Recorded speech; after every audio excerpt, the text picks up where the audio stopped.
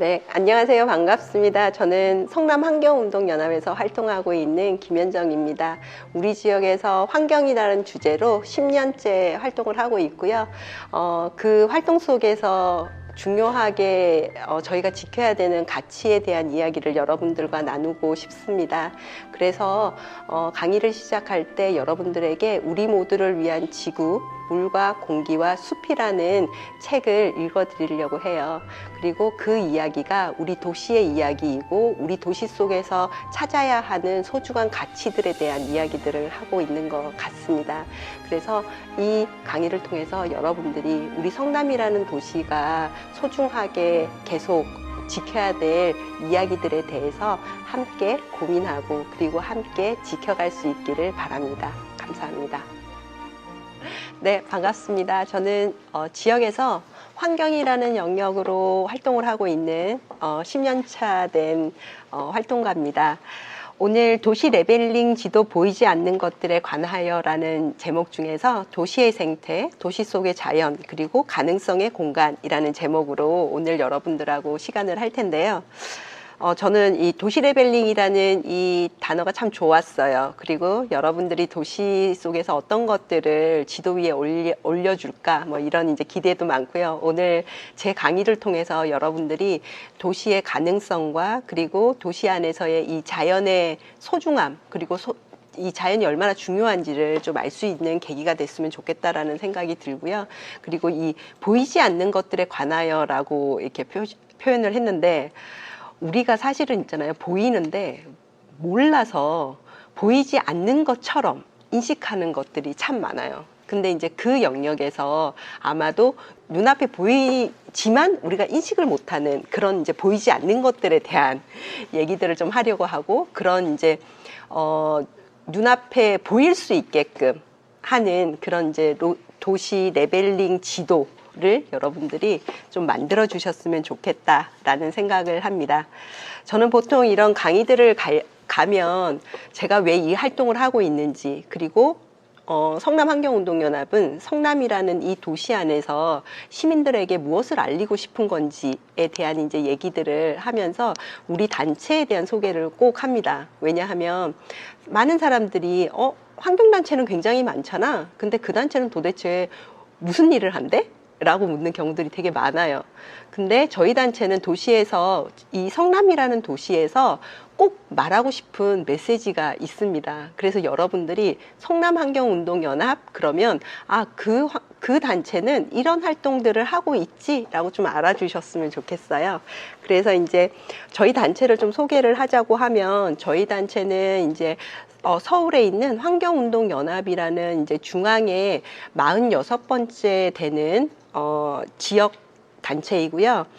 저희 단체가 하는 일들은 그러니까 자연과 인간이 어떻게 하면 도시 속에서 공존하면서 조화롭게 살아갈 수 있을까를 고민하고 있고 이러한 영역에서 생명, 생태, 그리고 평화와 참여라는 중심 가치로서 이것들을 어떻게 만들어가고 이것들을 지켜갈 것인가 그리고 지금 살고 있는 우리와 그리고 우리 다음 세대가 어떻게 하면 정말로 지속 가능하게 성남을 계속 만들어가고 유지할 수 있을까를 고민하면서 활동을 하고 있습니다. 그 중에서 이제 요즘에 아마 SNS나 뉴스상에서 환경과 관련된 굉장히 많은 이슈들을 여러분들이 접할 거라고 생각을 해요. 이제 그 영역에서 여러분들이 아주 많이 들어봤을 법한 단어가 기후변화라는 단어일 거고요. 그 다음에 이제 뭐 쓰레기, 그 다음에 뭐 재생에너지 이런 얘기들을 굉장히 많이 들어보셨을 거라고 생각해요. 그 영역에서 성남이라는 도시도 기후변화에 정말 직면한 우리의 그러니까 이 환경의 문제에 이렇게 당면 과제로서 지금 성남이 그 한복판에 와 있다라고 볼 수 있습니다. 그래서 이제 성남환경운동연합은 우리 도시, 성남이라는 도시가 이 기후변화에 어떻게 잘 대응해서 지금 살고 있는 사람들의 삶의 질을 계속 유지할 수 있을까를 고민하고 있고요.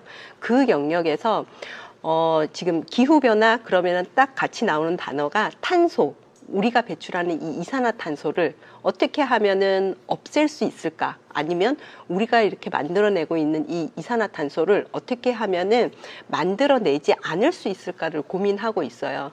그래서 그 영역 안에서 도시라고 하는 이 이제 영역이 가지고 있는 취약성들이 있어요. 그러다 보니까 탄소를 전혀 배출하지 않고 살아갈 수는 없습니다. 그래서 최근 들어서 저희 이제 성남환경운동연합은 우리 도시 성남이 어떻게 하면 탄소 중립, 그러니까 탄소를 배출하는 것과 탄소를 상쇄하는 것들에 있어 가지고 이것을 제로 베이스로 만들 수 있을까, 이것을 중립이라고 얘기를 하거든요. 그래서 어떻게 하면 탄소 중립을 만들어 갈 수 있을까를 고민하고 있고, 그 영역에서 저희는 이제 기후 위기에 대해서 어떻게 대응할 것인가, 그 영역에서 이제 탄소량을 줄이는 거, 그 다음에 교통에서 발생되는 이런 많은 탄소들, 그리고 쓰레기를 소각하면서 생겨나는 이런 이제 탄소의 양들을 최대한 줄여가면서 기후 위기에 대응하려고 하는 그런 이제 활동들을 하고 있고요. 그 다음에 이제 저희 도시가 에너지를 생산하지는 않으면서 엄청나게 에너지를 많이 소비하는 도시예요. 그러한 영역에서 우리 도시의 에너지 전환은 어떻게 할 수 있을까? 그리고 이러한 것들이 이렇게 생겨나는 탄소들을 없애려고 했을 때 그러면 무엇이 필요할까? 그 영역이 바로 오늘 제가 여러분들에게 얘기하려고 하는 있잖아요. 도시의 생태 이야기예요. 우리 지구상에서 탄소를 없앨 수 있는 유일한 생명체가 있다고 하면 광합성을 하는 녹색 생명입니다. 그래서 최근 환경 문제가 많이 대두되면서 숲의 소중함에 대한 이야기들, 공원에 대한 이야기들, 그리고 나무에 대한 이야기들, 이런 얘기를 참 많이 하거든요. 이제 이러한 것들이 이제 우리 도시만에서의 재자연화를 어떻게 시켜갈 것인가, 그리고 실제로 잘 보존되고 있는 이런 숲이나 공원이나 그리고 우리 주변에 있는 작은 이제 녹색 공간들을 어떻게 하면 잘 보존할 것인가, 그리고 이러한 도시 공간의 환경적인 공공성들을 어떻게 할 것인가. 예를 들어서 우리 도시 안에 넓은 땅이 있어요. 그 땅을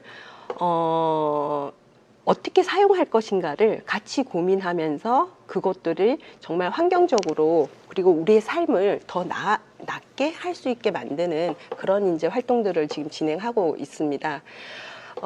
도시에 대한 이야기를 시작하자고 하면 참 이렇게 많은 이야기를 전제로 깔고 이렇게 설명을 해야 되는데, 그 영역에 있어서 제가 여러분들한테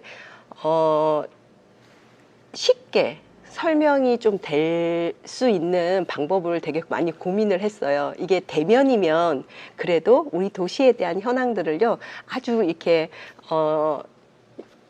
데이터를 기반으로 해서 이렇게 보여주는 것들이 이렇게 서로가 잘 소통이 될 수 있는데, 이게 비대면이다 보니 자칫하면 이게 지루할 수가 있어서요. 그래서 오늘은 저의 강의를 시작하면서 여러분들한테 쉽게 잘 이해될 수 있게끔 동화책 한 권을 여러분들한테 좀 읽어 드리려고 합니다.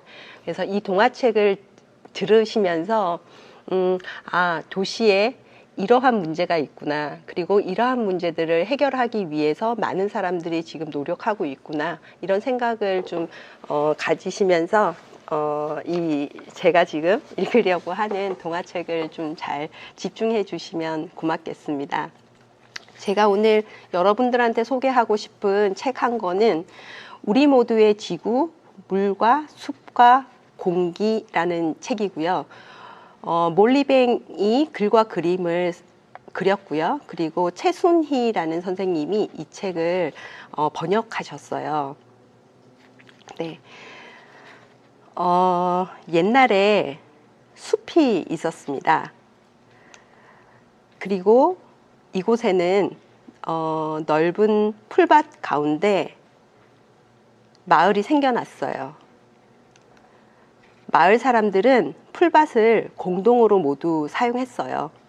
누구나 풀밭에 양을 데려와서 풀을 먹일 수 있었죠. 그러다가 문제가 생겼어요. 글쎄, 양을 여러 마리 기르는 사람들이 양을 한두 마리만 기르거나 아니면 기르지 않는 사람들보다 풀밭을 더 많이 사용하게 된 거예요. 물론 풀밭에는 풀밭에 자라는 풀은 공짜니까 사람들은 양을 최대한 많이 길렀어요. 그러다 보니 곧 양의 숫자가 너무 많아졌답니다. 이제 풀밭에는 양떼가 모두 먹을 수 있을 만큼 풀이 충분하지 않았어요. 이것은 풀밭에도 양떼들에게도 마을 사람들에게도 좋지 않은 일이었어요. 사람들이 할 수 있는 일은 둘 중 하나였답니다. 하나는 마을에서 계속 사는 것이고 다른 하나는 마을을 떠나는 것이었어요. 마을에서 계속 살기로 한 사람들은 다 함께 풀밭을 잘 가꾸고 공평하게 쓰기로 약속을 했죠. 이제 한 사람이 양 한 마리씩만 풀밭에 데려오기로 약속을 했어요. 마을에서 계속 살기로 한 사람들은 모두 이 규칙을 지켜야만 했죠. 이 규칙에 찬성하지 않는 사람들은 마을을 떠나기로 했으니까요. 옮겨갈 곳은 얼마든지 있다고 믿었답니다. 오늘날 지구가 놓인 이 상황이 이 마을과 아주 비슷해요. 우리의 공원이나 숲, 그리고 전 세계의 천연 자원과 물과 공기가 이 마을의 풀밭에 해당된답니다. 우리는 지금 이 마을 사람들과 똑같은 어려움에 처해 있죠. 어부들은 저마다 바다에서 물고기를 최대한 많이 잡으려고 해요. 바다는 다 같이 쓰는 공동 장소이니까 물고기를 많이 잡을수록 더 많이 팔 수 있었어요. 지금 당장은요. 하지만 물고기는 점점 줄어들고 있어요. 이것은 바다에도 물고기에게도 또 사람들에게도 좋은 일이 아니란 걸 알면서도 말입니다. 나무를 베어 목재와 종이와 연료를 얻기 위해 저마다 나무를 최대한 많이 잘라내고 있어요. 나무를 많이 잘라낼수록 돈을 더 많이 벌 수 있으니까요. 지금 당장은요. 하지만 나무를 많이 잘라내고 나면 숲이 점점 줄어들어요. 이것은 숲에도 나무에게도 숲에 사는 생물들에게도 좋은 일이 못 돼요. 우리는 모두 함께 쓰는 석유와 가스와 석탄으로 집을 따뜻하게 하고 차를 운전하죠. 또 석유로는 플라스틱, 비닐, 볼펜, 섬유도 만들어요. 이렇게 해서 우리는 따뜻하게 지내고 멀리 여행도 하고 여러 가지 물건들이 가득한 가게에서 물건을 살 수 있어요. 지금 당장은요. 그러나 곧 이런 석유와 가스와 석탄도 다 쓰고 없어질 겁니다. 사람에게는 마시고 요리하고 씻을 물이 필요해요. 농장에서 곡식과 가축을 기를 물이 필요하고 공장에서는 기계를 시키고 쓰레기를 처리하는 데 쓸 물이 필요하죠. 그래서 모두들 물을 최대한 많이 끌어서 쓰고 있어요. 그래도 괜찮아요. 지금 당장은 말이에요. 하지만 시간이 지나면 우물은 말라버리고 강물은 더러워져요. 그렇게 되면 사람도 농장도 공장도 사용할 수 있는 물이 부족해집니다. 깨끗한 물, 화석연료, 숲, 물고기. 우리는 우리의 삶을 지탱해주는 자원들을 파괴해가고 있어요. 하나씩 하나씩. 어느 인디안이 이런 말을 했죠. 마지막 나무가 사라진 뒤에야, 마지막 강이 더럽혀진 뒤에야 그들은 깨닫게 될 거라고요. 우리가 깨닫게 될 거라고요. 인간이 돈을 먹고 살 수 없다는 것을. 네.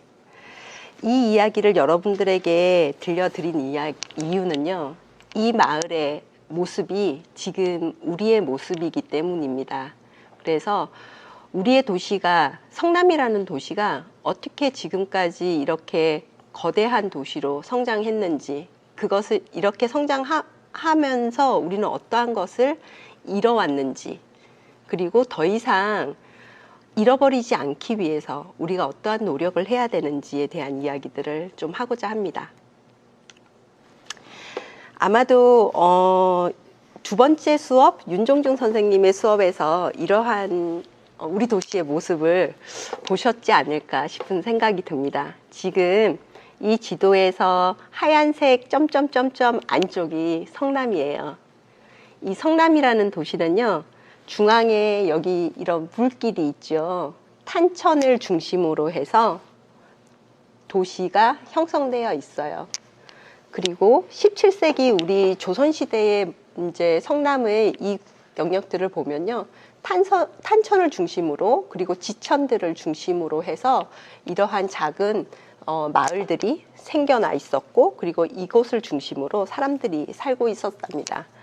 아마도 이 당시에 우리 도시에서 가장 중요한 표시 아니면 가장 중요하게 여겼던 부분들은 탄천이라는 하천과 그리고 지천, 그리고 우리 도시의 경계를 이루고 있는요 산들이었을 거예요.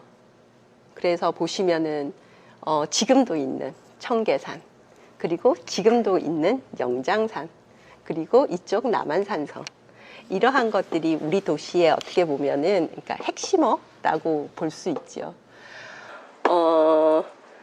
지금 4세기를 거쳐서 아니면은 뭐 지금 20세기를 넘게 이 지형들은 계속 유지되고 있어요. 그리고 우리는 지금 이러한 곳들이 어떻게 하면 계속 유지될 수 있을까? 20세기 아니면은 100세기가 지나도 이러한 지형들이 계속 남아있고, 그리고 지금처럼 유지될 수 있다라고 하면 그건 아마도 우리 도시가 지속 가능하다라는 이야기를 할 수 있지 않을까라는 생각을 하게 됩니다. 근데 어찌됐든 조선시대의 이러한 우리 도시의 모습을 보면은 성남시는 경기도 전체에서 보면요, 여기 이렇게 파란색 물줄기가 있죠. 아직도 우리는 지도에서 우리 보통 요즘에는요 도로를 중심으로 사람들이 많이 인지를 하고 있어요. 그런데 옛날에는요 이 강이라는 것을 중심으로 해서 사람들이 그러니까 그 위치를 인지하고 거기가 어딘지를 알았어요. 그래서 예전의 모습들을 보면은 이런 강줄기 그리고 산맥 이런 것들이 되게 중요했거든요. 그래서 성남 같은 경우에 지금 보시면은 이 전체가 경기도고요. 성남의 위쪽이 서울인데 어쨌든 한강을 중심으로 해서 아래쪽에 위치하고 있고요. 그래서 성남이 성의 아래쪽이라는 뜻이죠. 그래서 이 지금 수정구, 중원구, 그다음에 율동공원을 끼고 있는 이쪽 라인이 광주 산맥이라는 이 산맥을 중심으로 광주와 성남을 이렇게 가르고 있고요. 그 다음에 이제 이쪽 동쪽으로 보면은 서쪽으로 보면은요 청계산이 위치하고 있습니다. 그래서 청계산을 경계로 해서 가천시와 의왕시를 이렇게 나누고 있고, 그리고 남쪽으로는 동막천이라는 이 하천을 경계로 해서 용인과 성남을 나누고 있는 이런 형태를 가지고 있습니다. 그리고 우리 도시에 이제 우리 도시가 성남이라는 이름으로 도시의 형태를 가지기 시작한 건요 1960년대 말쯤이 됩니다. 그래서 이제 1968년에 보면은 광주시 중부면의 일부인 지금 여기 동그라미 되어 있는 이 노란색, 여기가 이제 성남의 처음 주택단지를 만들기 위해서 정부에서 고시를 했죠. 그리고 1971년에 성남시로 이제 도시 계획이 결정이 되면서 지금 여기에 빨간색 선 있죠. 이 빨간색 선이 이제 결정이 되고, 그리고 이제 도시 안에 무엇을 채워 넣을 것인가 이런 것들을 하면서 이제 도시 계획의 경계들을 만들기 시작을 합니다.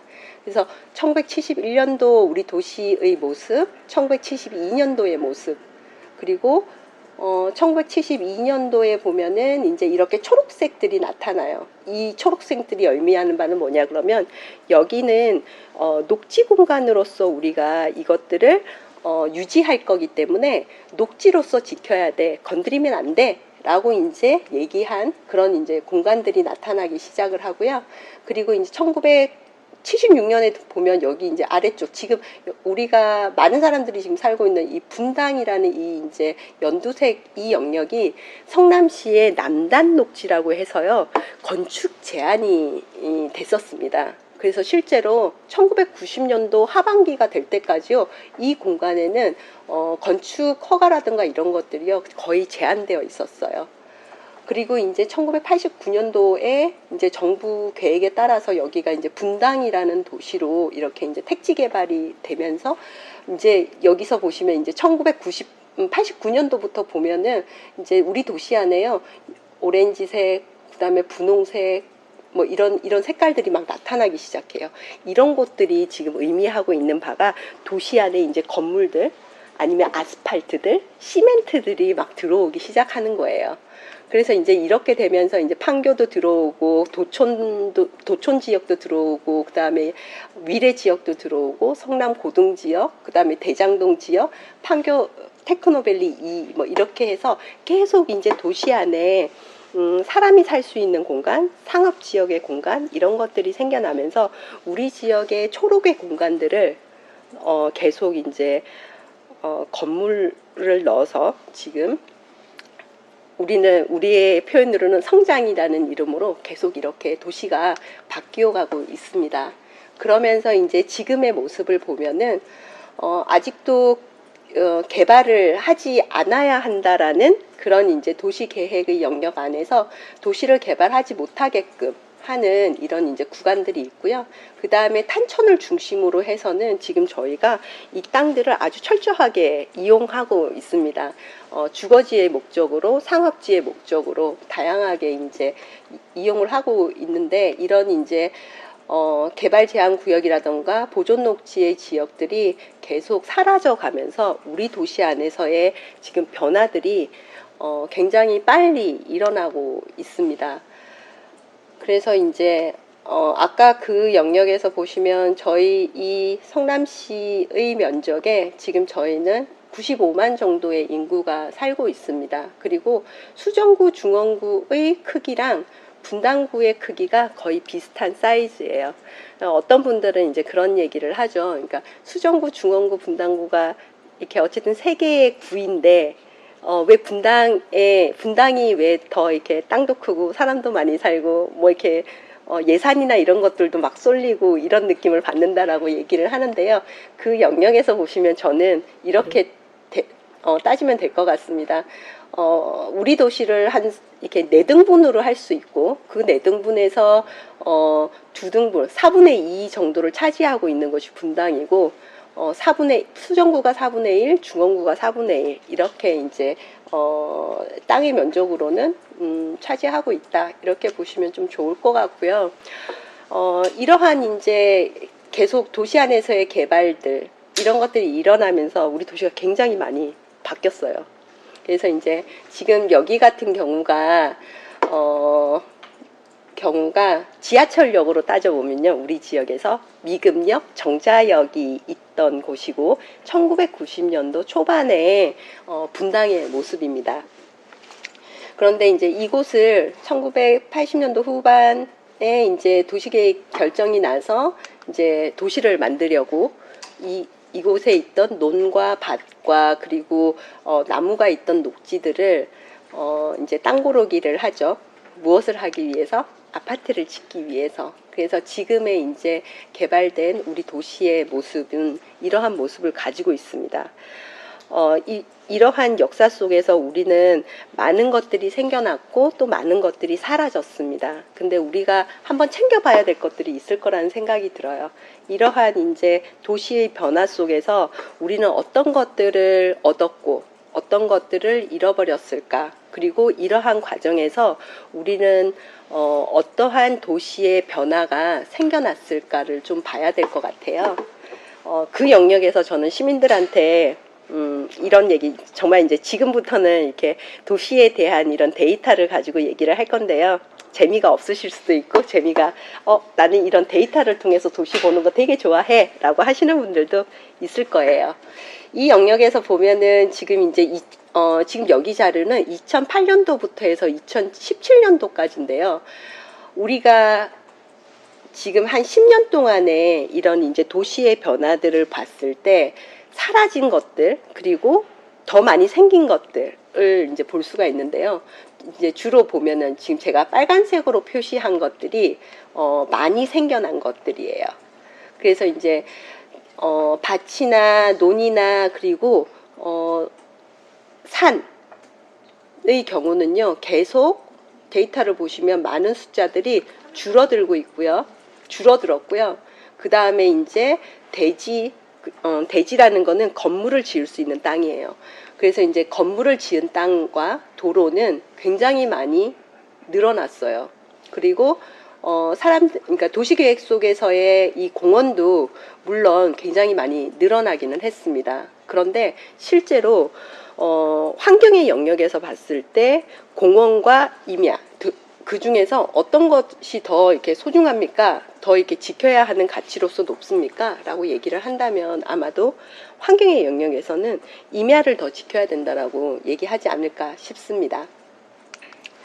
네, 그러면서 이제 우리 도시 안에서 생겨나는 이제 문제들, 그리고 지금 최근에 2016년 이후부터 계속 이제 전 세계가 아주 글로벌하게 기후변화라는 이야기를 하면서 이렇게 많은 이야기들을 하고 있습니다. 그 영역에서 성남이라는 도시는 아마도 그 기후변화의 한가운데 있는 그런 도시가 아닐까 싶어요. 데이터상으로 보면. 왜냐? 18세기부터 시작해서 지금 21세기까지 지구 평균 온도가 1.5도, 지구 평균 온도의 1.5도를 상승시키지 말아야 된다라는 이제 과학자들의 이야기들, 그리고 정치인들의 이야기들이 있는데요.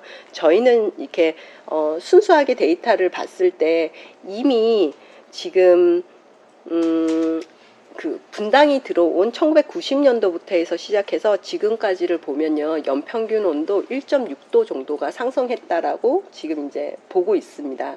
그래서 이제 저희 지역 같은 경우에 여기도 보이시지만 성남의 평균 기온은 13.1도로 경기도 평균보다 약 1.6도가 높게 나타나고 있습니다. 이것이 의미하는 바는요, 경기도 전체 지역 중에서 여름이 되면은 가장 더운 도시는 어디일까요? 하고 물어보면요, 성남시 이렇게 된다는 거죠. 그러면은 왜 이런 일이 생겨났을까?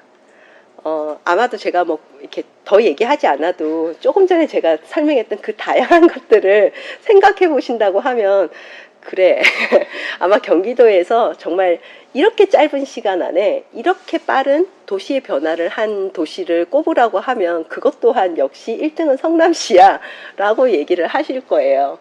그런 이제 우리가 생각하는 도시의 성장과 그리고 도시의 이 연평균 온도가 같이 따라간다는 얘기죠. 그 속에서 그러면은 우리는 계속 이렇게 더워지는 도시 안에서 우리는 잘 살 수 있어? 라는 이 물음에 있어 가지고 우리는 조금 고민해 봐야 된다라는 거죠. 계속 그러면은 우리는 한여름이 되면 에어컨이 있는 건물 안에서만 살 것인가? 아니면은 도시를 조금 더 시원하게 만들어서 우리가 바깥으로 나가서 그 시원함을 조금 같이 이렇게 생활 속에서 누릴 수 있을 것인가를 좀 이제 고민해야 되는 영역에 있는 거고요.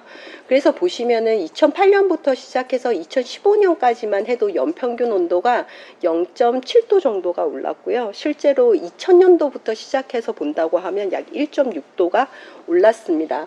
그리고 강수량 같은 경우도요, 지금 2008년부터 봐도요, 지금 이 기간 동안 거의 반토막이 났습니다. 이 기후변화라는 것이 되게 신기한 게, 이게 많아지면 무조건 다 많아지면 좋겠어요. 근데 어떤 거는 많아지고 어떤 거는 되게 작아져요. 그러면서 생겨나는 이 환경의 불균형들이 우리 도시를 더 취약하게 만들어가는 이제 그런 부분들이 있거든요. 여기 보시면 이제 예전에 비해서 지금 이 노란색을 기준으로 이걸 평균치로 본다라고 하면, 예전에는 강수량, 그러니까 도시가 물을 이렇게 흡수할 수 있는 많은 이제 시간들이 있었는데, 지금 같은 경우는 아예 물이 없는 거예요. 뭐 이러면서 생겨나는 이제 도시의 문제들이 지금 크게 이제 대두되고 있고요. 저희 이제 환경운동연합에서는 이제 이게 지금 가장 고민거리입니다. 뭐냐 그러면 도시가 이렇게 성장하면서 우리 도시를 있잖아요. 굉장히 많이 아스팔트와 시멘트로 덮었습니다. 그러다 보니까 이 도시가 시원해질 수 있는 여력이 너무 없어진 거예요. 그러면서 이제 얼마 전에 경기도에서 앞으로 10년 뒤에 경기도는 어떻게 될 것인가를 이제 전망을 했는데 그 중에서 우리 그 경기도 안에서 가장 취약하게 될 동들을 있잖아요. 리스트를 뽑았어요. 그래서 256개의 그러니까 경기도에 있는 동들 중에서 1등부터 256등까지를요, 서열을 쫙 매겼어요. 그리고 나서 1등부터 10등까지, 이거를 발표를 했거든요. 근데 너무나 충격적이었던 건 1등부터 10등까지의 6개 동이 1등부터 10등 안에 성남에 있는 동 6개가 거기에 포함이 됐다는 거예요. 이건 굉장히 충격적인 일이거든요. 그러니까 그 어떤 도시들보다 이렇게 폭염이 오거나 이런 영역에 있어가지고 성남은 취약하다. 그 영역에 있어가지고 보시면 이 빨간색 보이십니까? 이 빨간색이 이렇게 잘 보시면요, 우리가 다 알 법한 도시, 동들이고요. 나중에 이제 한 번 더 이렇게 언급이 있기 때문에 그때 이제 보여드리도록 할 건데, 어쨌든 그곳에서 있잖아요. 가장 이제 심각하다라고 얘기를 하는 곳들이 지금 경기 문화예술 교육센터가 있는, 지원센터가 있는 이 인근에 있는 수진 2동이 경기도 1등입니다. 네. 그리고 이제 두 번째가 모란시장이 있는 성남동이 2등입니다. 그리고 3등이 여기에서 더 가까운 신흥 1동입니다. 그리고 4등이 신흥 3동입니다. 이런 식으로 1등에서 5등까지를 성남이 다 깔았습니다. 그러면 이제 어떤 분들은 그럴 거예요. 분당도 없고 중원도 없네. 중원은 있었죠. 성남동. 분당 없네. 근데 랭킹 6위에 야탑동이 있습니다. 이런 식으로 지금 이제 우리 도시의 이 기후 위기와 관련된 취약성들이 계속 나타나고 있고, 어떻게 보면은 우리가 눈에 보이지 않는다고 이것들을 이렇게 무시했던 우리 주변의 자연들 그리고 생태의 모습들이 사라지면서, 그리고 우리가 이것들의 소중함들을 얘기하지 않게 되면서 생겨난 문제가 아닌가 싶습니다. 그래서 우리는 지금부터라도요, 우리 도시 안에 이러한 이제 취약성들을 극복하기 위해서 이런 더위의 폭염들이나 아니면은 뭐 한파들이나 이런 것들에 대응하기 위해서 이렇게 더 추가적으로 우리 도시 안에서 관심을 가져야 되는 영역들이 있습니다. 그것이 녹지, 공원, 그리고 이러한 것들이 잘 균형을 이룰 수 있게끔 하는 도시계획이라는 파트입니다. 그 영역에서 보시면요, 토지와 그리고 물순환의 환경 회복, 그리고 이것들을 통한요, 생태의 면적률을 높인다는 거예요. 되게 말이 어렵죠. 근데 쉽게 표현하면 어떤 거냐면요, 우리가 여름이 되면 굉장히 덥죠. 그리고 사람들은 여름에 밖에 나갔다 들어오면요, 누가 시키지 않았는데도 샤워를 합니다. 왜 샤워를 할까요? 내 몸이 너무 덥기 때문에 내 몸의 온도를 낮추기 위해서 빨리 샤워를 하면 이 물이 가지고 있는 이 특성에 따라 이 물이 가지고 있는 기화현상이라고 하는 거거든요. 물의 온도보다 그 물이 닿는 그 이제 표면이 뜨겁잖아요. 그러면 물이 그곳에 있는 열을 빼앗아서 공기 중으로 날아가요. 그러면서 그 원래 열을 가지고 있던 그곳을 시원하게 만들어주는 그런 역할을 하거든요.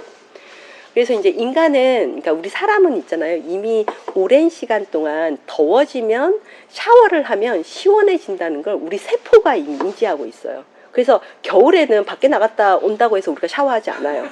근데 여름에는 밖에 나갔다 오면 당연히 샤워를 해요. 이게 이제 우리 우리 이제 인간의 세포가 인지하고 있는 이제 본능에서 오는 것들이거든요. 그러니까 이러한 것들이 사실 자연에도 이렇게 다 이렇게 깔려져 있어요. 자연이 가지고 있는 생명체들도 그들이 가지고 있는 그런 본능이라는 게 있거든요. 그 영역에서 이런 땅이 가지고 있는 능력, 그 다음에 물이 가지고 있는 능력. 그래서 이제 이 토양, 땅이라고 하는 곳들은 그러니까 이 자기들의 그 상태를 계속 있잖아요. 유지하기 위해서. 우리는 그걸 항상성이라고 얘기를 하는데 그 항상성을 유지하기 위해서 물이라는 것들을 계속 그 안에 축적해둬요. 추울 때는 그 속에 물을 데워서 자기들을 따뜻하게 하고, 그리고 그러니까 더울 때는 그 물을 날려보내서 그 땅을 시원하게 해요. 그래서 우리 도시 안에서 한여름에도 지금 그 교육센터가 있는 이곳하고 있잖아요. 한여름에. 그리고 탄천에서 온도를 동일 시간에 재보면요. 여기랑 탄천이 2도에서 3도 가까이가 온도 차이가 나요. 그 이유는 물이 가지고 있는 그 특징으로 주변이 더워지면은 계속 물이 기화 현상을 일으켜서 도시의 이 열들을 계속 공중으로 날려보내거든요. 그래서 이제 이러한 역할들을 이제 이 땅이라는 역할이 하고 있어요. 근데 이제 우리 도시만이 아까 제가 말씀드렸죠. 아스팔트와 시멘트로 너무 많이 깔려져 있다고. 그러다 보니까 인간이, 그러니까 우리 성남에 있는 이제 사람들이 도시를 시원하게 시켜야 되겠다라고 생각을 하고요. 정책을 만들어요. 여름에 도시를 시원하게 하기 위해서 있잖아요. 유일하게 우리 사람들이 만들어낸 정책이 뭔 줄 압니까? 여름이 되면 최근 들어서 있잖아요. 이 도로에 물 뿌리는 차들이 엄청 많이 다닙니다. 도시를 인간이 시키려고 했을 때 있잖아요. 유일하게 할 수 있는 방법이 도시 안에 물 뿌리는 방법이에요. 너무나 아날로그한 방식으로 우리는 도시를 시원하게 하고 있는데, 만일에 우리 도시가 적당한 수준의 아스팔트를, 그러니까 적당한 수준으로 땅에 아스팔트를 깔고 적당한 수준으로 땅에 시멘트를 깔고 적당한 수준의 이런 그 흙이 있는 형태의 땅을 유지하고 있었다라고 하면 아마도 우리가 있잖아요. 지금처럼 여름이 되면은 우리 성남시에 물차를 막 몇십 대씩 돌리면서 물을 이렇게 뿌리고 다니지 않아도 되는 이제 그런 이제 상태가 되겠죠. 이러한 것들을 좀 미리 생각하고 이것들을 바라볼 수 있는 그런 이제 좀 우리가 시민의식을 좀 가져야 되지 않을까. 그래서 어떠한 땅의 공간이 있을 때 많은 사람들이 그런 얘기를 해요. 우리가 그곳에 공원을 만들어야 됩니다. 그것이 우리 시민들의 삶의 질을 유지하고, 그리고 우리가 지속 가능하게 지금처럼 살 수 있는 것들을 유지시키는 길입니다 라고 얘기할 때 어떤 사람들은 그런 얘기를 해요. 무슨 소리야? 성남의 땅값이 얼만데 거기에 건물을 지면 거기서 나오는 경제적인 이득이 얼만 줄 알아? 라고 얘기를 해요. 근데 과연 우리가 인디언이 얘기했듯이 인간이 돈만 먹고 살 수 있다면 그 의견에 동의해 드릴 수 있어요. 근데 유감스럽게도 인간이 돈을 먹고 살 수가 없다는 거죠. 인간은 밥도 먹고 살아야 되고요. 옷도 입고 살아야 되고요. 그리고 어느 때가 되면 스트레스를 덜 받기 위해서 밖에도 나가야 되고, 그리고 지금의 이런 있잖아요. 지금 여러분들과 제가 사실은 그러니까 대면을 이렇게 서로 이렇게 공간에서 만나서 이런 얘기들을 해야 되는데 지금처럼 이렇게 비대면으로 강의를 하게 될 줄 우리가 작년엔들 알았겠습니까? 근데 우리가 그런 얘기를 하죠. 지금의 코로나19는 우리가 환경을 너무나 무시하고 기후변화에 대한 인식을 늦게 한 탓에 생겨난 문제다. 그리고 앞으로 코로나19와 같은 상황은 계속 될 것이다. 그러니까 코로나19라는 바이러스가 사라진다고 해도 또 다른 바이러스가 나타나서 지금의 이런 생활들을 계속 유지를 해야 될지도 모른다라는 이런 이제 얘기들을 하고 있습니다. 그 영역에서 본다고 하면 우리가 앞으로 그러니까 도시 안에 어떠한 부분들을 좀 더 중요하게 생각을 해야 될지에 대한 이제 좀 고민들이 필요하죠. 어이구. 예, 그 영역에서 이제 그러니까 토양과 물에 대한 얘기를 했어요. 토양과 물은 정말로 중요합니다. 그래서 성남을 덮고 있는 이 땅 전체의 토양 면적 얼마, 물이 가지고 있는 이 면적 얼마. 그래서 이제 탄천이 우리 지역에서 지금 랜드마크로 이렇게 자리를 잡아가려고 하고 있죠. 물이 그만큼 중요하기 때문이고요. 그리고 도시를 유지시키는데 이 물의 기능이 정말로 중요합니다. 그래서 본도심 같은 경우가 너무나 안타까운 게 뭐냐 그러면 분당이나 판교는 이러한 도시의 영역에서 물의 순기능을 너무나 잘 알고 있었어요. 근데 이제 본도심 같은 경우는 원래 있던 하천을 덮어서 도로를 만들면서 생겨나는 도시의 취약성들을 아직도 우리가 극복하고 있지 못해서 좀 고민이 큽니다. 그래서 이제 지금 성남시는요 2035년까지 우리 도시의 모습을 이러한 식으로 이제 좀 만들어 보겠다라고 하고 있고요. 제가 여러분들한테 보여주고 싶은 거는 이런 거죠. 그러니까 공원과 녹지의 이런 소통 네트워크들이 잘 구성될 수 있어야 되고 이 영역에서 시민들이 잘 알고 같이 저희와 같이 얘기를 해주실 수 있어야 한다는 거예요. 그 영역에서 보면은 이제 여러분들이 너무나 잘 아는 중앙공원, 율동공원, 판교공원, 그리고 이제 아직까지 만들어지진 않았지만 지금 성남시가 이제 관심을 가지고 만들려고 하는 성남 시민중앙대공원 어디쯤 될까요? 여러분들 혹시 상상이 되시나요? 수진? 다음에 여러분들이 있잖아요. 이 레벨링을 하실 때 여기가 어디가 됐으면 좋겠다를 한번 찾아보시는 것도 굉장히 좋은 것일 것 같고요. 그 다음에 이제 희망대 공원을 중심으로 해가지고 원도심은 공원과 녹지와 바람길을 확충하는 것이 굉장히 큰 과제예요. 그 영역에서 여러분들이 어디에, 그러니까 수정과 중원이라는 이 도시 안에 어디에 공원이 좀 커졌으면 좋겠고, 어디에 공원이 더 있었으면 좋겠고, 그리고 이러한 공원들이 좀 잘 이렇게 배치가 돼서 이게 도시가 이렇게 바람을 통해서 열기를 이렇게 슉 이렇게 쓸어내리는 그런 것들을 할 수 있기를 바라면서 한번 도시 레벨링을 잘 해보시기를 바랍니다. 네.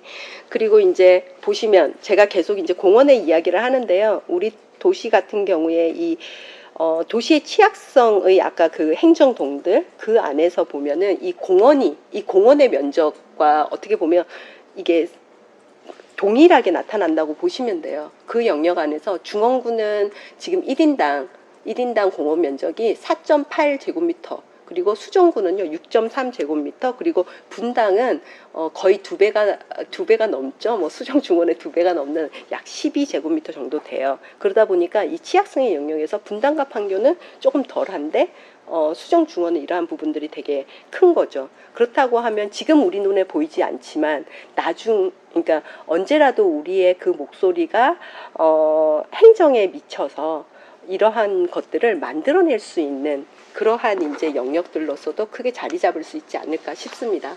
그래서 요즘에 저희가 계속 외치고 있는 이제 구호인데요. 폭염과 기후 재난의 위기, 성남시 수정구의 대책이 필요합니다.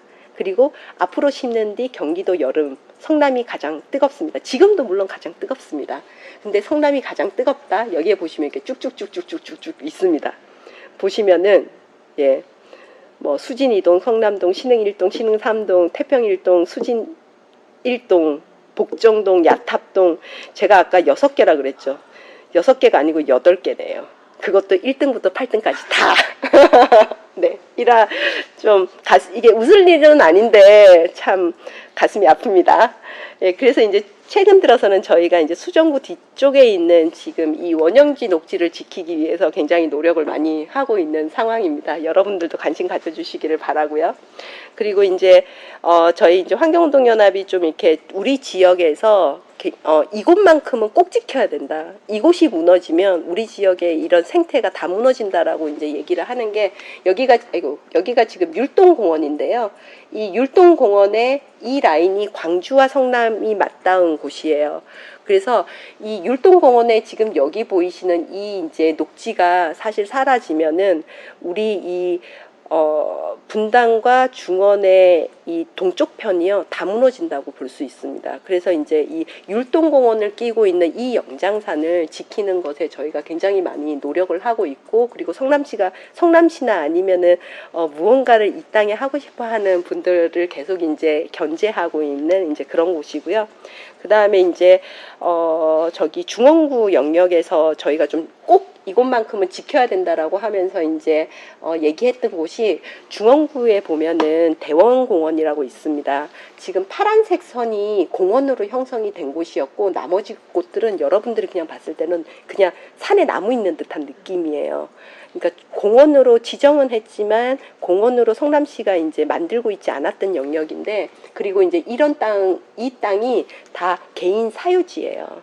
그래서 이제 성남시한테 저희가 이 땅만큼은 시가 사셔야 됩니다. 그리고 이 땅에 지금 이 나무들은 더 이상 건물이 지어지지 않게, 아파트가 지어지지 않게 반드시 지켜주셔야 됩니다라고 계속 이제 요구를 해서 성남시에서 지금 이 빨간색이 있는 영역은 녹지를 지키기 위해서 땅을 사는 걸로 지금 이제 해서 계속 사들이고 있는 상황이에요. 그래서 이제 이러한 것들이 정말로 이렇게 잘 지켜지려고 하면 여러분들이 이곳의 소중함들, 그리고 이곳이 꼭 지켜져야 된다는 이야기들을 우리가 같이 할 수 있어야 하는 거죠. 그리고 이제 탄천의 영역에서는 지금 이제 탄천이 가지고 있는 그런 이제 민원들을 잘 이렇게 해결하면서 탄천의 생태계를 잘 유지하기 위해서 저희가 이제 탄천의 볼을 없애야 된다, 뭐 이런 얘기들을 하면서 이제 탄천 관리의 영역들을 얘기를 하고 있고요. 그리고 이제 지금 아마도 수정중원에 계시는 분들은 너무 잘 아실 건데요. 그 단대 오거리에 있는 1공단이라는 곳이 있어요. 그곳은 이제 성남에 있는 많은 시민단체가 2000년도 초반부터 해서, 그러니까 전면 녹지공원을 이제 요구하면서 그곳을 공원으로 만들어야 된다라는 이제 이야기들을 했고, 지금 이제 그 1공단은 전면 공원화가 되기는 했습니다. 근데 이제 저희 시민단체의 입장에서는 그러니까 50% 성공한 운동이었다라고 판단을 하고 있어요. 이유는 뭐냐면 저희는 이제 이곳을 전면 녹지화를, 전체를 녹지화하는 공원으로 만들어야 한다라고 했는데, 지금 이제 그곳이 공원으로 지정이 됐으나 뭐 시민 역사박물관 뭐 이런 것들이 이제 건물들이 들어오는 공원으로 좀 이렇게 지정이 돼서 좀 안타깝게 생각하고 있는 이제 부분이긴 하지만, 그래도 그곳이 주상복합이 세워지지 않고 공원을, 그러니까 시민들이 이렇게 이용할 수 있는 공원으로 만들어졌다는 부분들에 있어서는 굉장히 높게 평가할 만한 그런 이제 운동이었다고 봅니다. 이제 짧게 이제 뭐 한 2개 도시 정도를 여러분들한테 좀 소개를 하려고 하는데, 아마 전 세계에서 그 센트럴 파크를 모르는 사람들은 별로 없을 거예요. 뉴욕 맨하탄에, 여기가 지금 맨하탄입니다. 이 맨하탄의 정중앙을 이렇게 사각 모양으로 센트럴파크를 만들어서 이곳을 계속 150년째 유지를 하고 있습니다. 그리고 지금 이 맨하탄의 시민들에게, 아니면 뉴욕의 시민들에게 센트럴파크가 없는 뉴욕은 상상할 수 없는 거죠. 그 영역에서 이들이 처음에 150년 전에 센트럴파크를 만들려고 했을 때 많은 반대도 있었고, 그럼에도 불구하고 이렇게 공원을 만들고 나서 시민들에게 굉장히 각광을 받았고, 지금은 시민들에게 없어서는 안 되는, 그리고 도시의 영역에서 꼭 있어야만 하는 그런 공간들로 이제 채워졌죠. 그래서 이 공간 안에서도 보면 이렇게 큰 호수가 있습니다. 이유는 뭐냐 그러면, 이 주변에 물론 강이 많이 있기는 하지만 지금 이렇게 집중된 이 도시 안을 식혀낼 수 있잖아요. 어떤 매개체를 넣을 수밖에 없었던 거예요. 그러면서 이제 이 땅에서 사실 이 정도의 호수는요, 굉장히 큰 호수입니다. 그래서 이제 이러한 호수들을 만들어서 이곳들을 이제 넣는 그런 이제 뭐 사례가 있고요. 그 다음에 이제 여기는 독일 뮌헨에 있는 이자르강이라는 곳입니다. 옛날에, 그러니까 여기 같은 경우도요, 우리 성남시의 수정중원에 보면 큰 도로들이 있어요. 근데 사실 그 큰 도로들이요, 옛날부터 도로로 있었던 게 아니라 거기는 큰 하천들이 있었던 곳들이거든요. 그런데 이제 도시가 계속 성장을 하면서 도로를 만들 공간이 없다 보니까 하천을 덮어서 도로를 만들었어요. 이곳 또한 있잖아요.